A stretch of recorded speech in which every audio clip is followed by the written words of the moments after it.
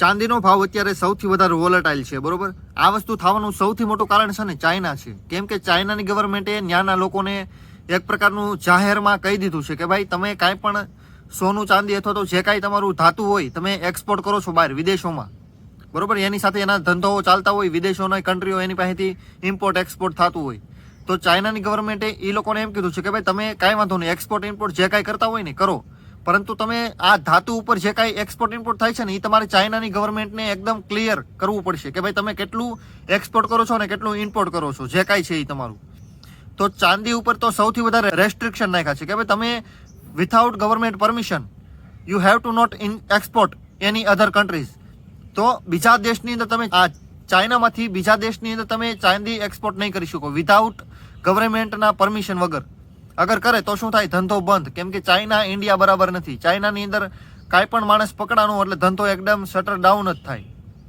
જરૂર પડે તો ડાયરેક્ટ લટકાવી હોત દે. ચાઇના છે કેમ કે તાનાશાહી દેશની અંદર આ સૌથી વધારે મહત્વની વાત કે ભાઈ રૂલ્સ તૂટો તો માણસ હોતે તૂટી શકે. ઓકે, તો આ વસ્તુ સૌથી વધારે મહત્વનું છે કે ભાઈ ચાઇનાની અંદર અત્યારે એક પ્રકારનું નોટિસ ઓફિશિયલ કરી દીધી છે કે ભાઈ તમે ચાંદીનો ભાવ જે કાંઈ છે એ વધઘટ ક્યાંથી થાય, ઇમ્પોર્ટ એક્સપોર્ટ ઉપરથી અથવા તો ડિમાન્ડ એન્ડ સપ્લાય ઉપરથી. ચાઇનાની ગવર્મેન્ટ જ્યાં સુધી ચાંદી વિદેશની અંદર એક્સપોર્ટ નહીં કરે ત્યાં સુધી વિદેશી દેશો સુકાઈ જશે ચાંદી વગર. તો ચાંદી ગમે એ ભાવે લેવા તૈયાર થાય તો ભાવ શું કરે, વધે. પાછો અચાનક તમે સપ્લાય આપો તો ભાવ ઘટે. તો આ રીતે આખું ચાઇનાની અંદર એક પ્રકારનું ડોમિનન્સ જે છે ને વિશ્વ લેવલે, તો ચાઇના આ રીતે આખા વિશ્વ ઉપર અસર કરે છે. એક્ઝામ આ સીધી રીતે સમજાય કે ભાઈ ચાઇના સૌથી મોટું એક્સપોર્ટર છે ચાંદીનું. હવે ચાઇના જો ના પાડે તો એટલી બધી જરૂરિયાત જે કાંઈ ઊભી થાય છે એ કોઈ પણ દેશ જટ દઈને પૂરી નહીં કરી શકે. ભવિષ્યમાં શાયદ કરી શકે પરંતુ હાલમાં નહીં કરી શકે, એકાદ વર્ષ માટે કમસે કમ નહીં. કેમ કે ચાઇના બીજા નંબરનો દેશ છે કે ભાઈ ચાંદીનું સૌથી વધારે એક્સપોર્ટ ત્યાં થાય છે. જો ચાઇના ના પાડી દે તો ચાંદીનો ભાવ આસમાન આંબી જાય. અત્યારે તમે જોવો જ છો કે ભાઈ 70-75 ભાવ 2.5 લાખે, હજી 2.5 10 હોતે થતા વાર ન લાગે. અગર જો એનો સપ્લાય ન મળે ને તો, અને સપ્લાય મળી ગઈ તો પાછો 2.5 ખાલી 2 હોત થઈ જાય અને 1.5 હોત થઈ જાય.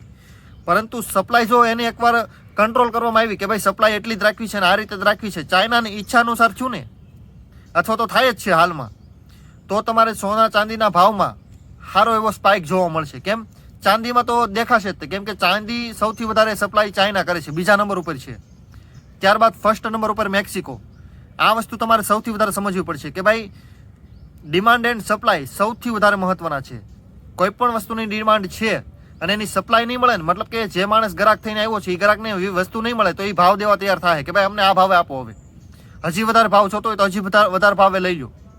અગર એ વસ્તુ નહીં મળે તો આ રીતે ભાવ વધતો જશે. અને એ વસ્તુ જો જોતી છે અને મળવા મળી જોતી છે એટલી તો એનો ભાવ ઘટતો જાય કે ભાઈ આ ભાવમાં મળે જ છે, બધા આપે છે, તો પછી નાના ભાવે આપો, હજી ઓછા ભાવે આપો. આ રીતે શેર માર્કેટની અંદર અથવા તો કોઈ પણ માર્કેટ કામ કરે, ડિમાન્ડ એન્ડ સપ્લાય. તો અત્યારે એની સપ્લાય છે ને એક્ઝેક્ટલી કંટ્રોલ કરવામાં આવી છે ચાઇના તરફથી કે ભાઈ અમે અત્યારે એક્સપોર્ટ કરશું તો ખરા જ તે, પરંતુ રૂલ્સ એન્ડ રેગ્યુલેશનની અંડરમાં.